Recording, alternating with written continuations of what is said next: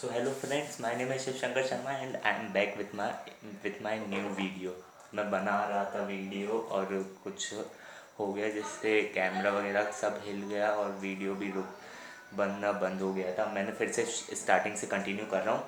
ठीक है, राइटिंग थोड़ी ऑकवर्ड है तो आप समझ लीजिएगा, मैं आपको बोल के भी समझाऊंगा। ठीक है, इस वीडियो का पर्पज़ है कि मैं आपको सजेस्ट करूं बेस्ट बुक्स जो कि आप इन लास्ट 2 मंथ्स में परचेज कर सकते हैं, यूज़ कर सकते हैं, जिससे आप टॉपर्स की रैंक में आ सकते हैं।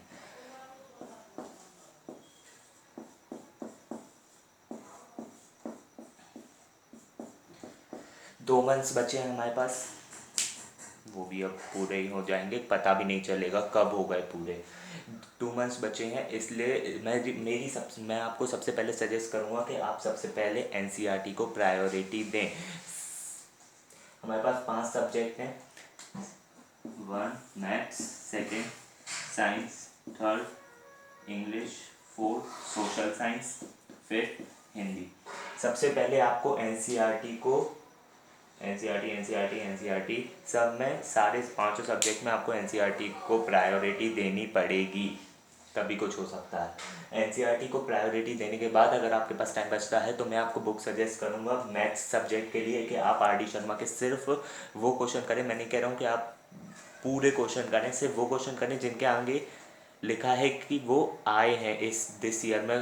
क्वेश्चन आप बुक खोलोगे तो आप क्वेश्चन के सामने लिखा रहेगा, जो भी क्वेश्चन पहले आ चुके हैं उनके सामने लिखा रहेगा कि ये इस ईयर में आया है, ये क्वेश्चन इस ईयर में आया है। सिर्फ वो क्वेश्चन करिए, जिनको क्वेश्चन के सामने कुछ नहीं लिखा वो क्वेश्चन बिल्कुल मत करिए, इससे आपकी आरडी भी बहुत जल्दी हो जाएगी।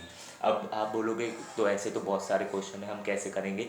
बिल्कुल आपको घबराहट होगी स्टार्टिंग में, पर एक बार आप करना स्टार्ट करेंगे तो हो जाएगा जहाँ तक मुझे लगता है। और आपको अगर आना है ड्रॉपर्स की रैंकिंग में तो आपको करना भी पड़ेगा।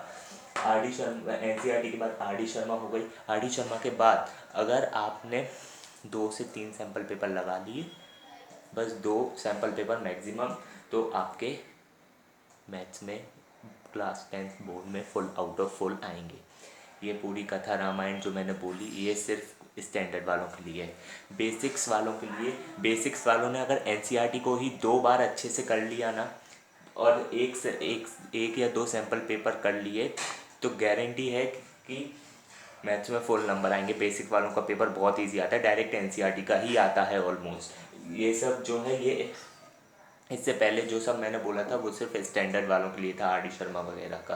ठीक है, बेसिक्स वालों के लिए सिर्फ एनसीईआरटी और 1 सैम्पल पेपर, 1 या 2 सैम्पल पेपर एनसीईआरटी अच्छे से कर लेंगे तो बेसिक्स वालों का तो हो गया। ठीक है, स्टैंडर्ड वालों को मैंने आपको बता दिया। आई बात साइंस की। ठीक है, अब साइंस में एनसीईआरटी भी बहुत डीप रहती है साइंस में, तो एनसीईआरटी साइंस में भी बहुत सारी बुक हैं। आप 5 तरह की बुक पे बिल्कुल मत जाइएगा, किसी एक बुक को खोल के बैठिएगा, उसे ही अच्छे से करिएगा। एक बार हो जाए तो फिर से करिएगा। मैं नहीं कहूँगा, बिल्कुल सजेस्ट नहीं करूँगा कि आप अलग अलग तरह की बुक करें, क्योंकि वो बहुत ही बेकार रहता है। स्टूडेंट को, बच्चों को कुछ समझ नहीं आ पाता है और वो फिर इधर उधर हो जाता है, ना वो ये पूरी कर पाते हैं ना वो पूरी कर पाते हैं। ठीक है, आपने एनसीईआरटी कर ली साइंस में, उसके बाद आपको मैं सजेस्ट करूँगा ओसवाल की क्वेश्चन बैंक, क्योंकि उसमें क्योंकि उसमें quantity of question the, quantity of question matter नहीं की गई है, उसमें क्वालिटी ऑफ क्वेश्चन दिए गए हैं। कम क्वेश्चन है लेकिन बेस्ट क्वेश्चंस हैं, और वो क्वेश्चंस बहुत बार आए भी हैं, एक ही क्वेश्चन बहुत बार आए हैं।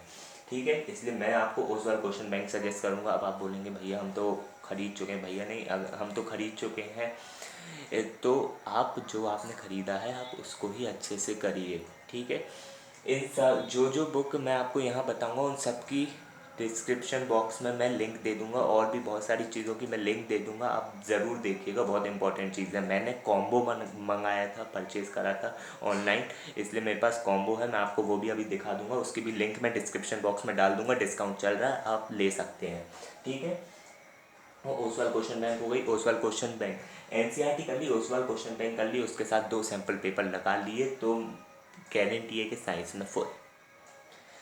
ठीक है, उसके बाद रहते हैं इंग्लिश और हिंदी। इन दो सब्जेक्ट के लिए मैं आपको कोई भी रिफ्रेशर सजेस्ट नहीं करूँगा, और बिल्कुल करना भी मत, क्योंकि उसमें बहुत डीप में दिया जाता है। जैसे किसी हाई लेवल एग्ज़ाम के लिए दे रहे हो।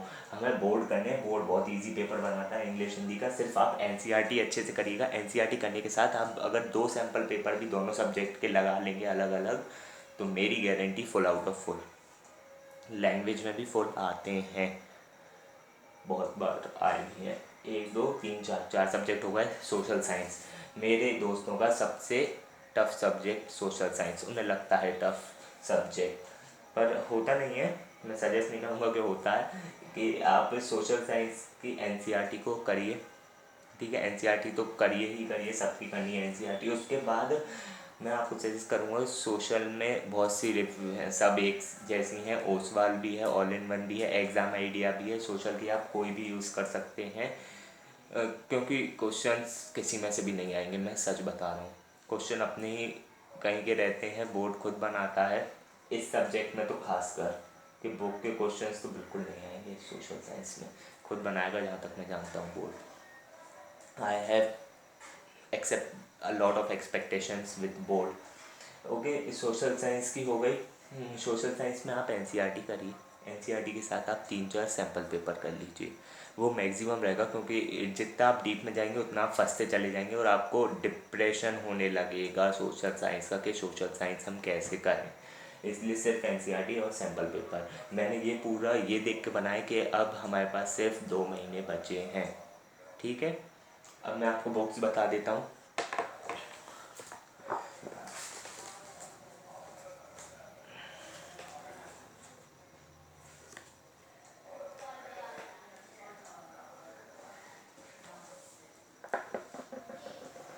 ये साइंस एग्जाम्पलर है, इसकी लिंक मैं डिस्क्रिप्शन बॉक्स में डाल दूँगा, ठीक है। एग्ज़ाम अब तो न्यू एडिशन है, ये तो मैंने सर से ली थी अपने, ये मैंने खोल के भी नहीं देखी है, मैं गारंटी दे रहा हूँ।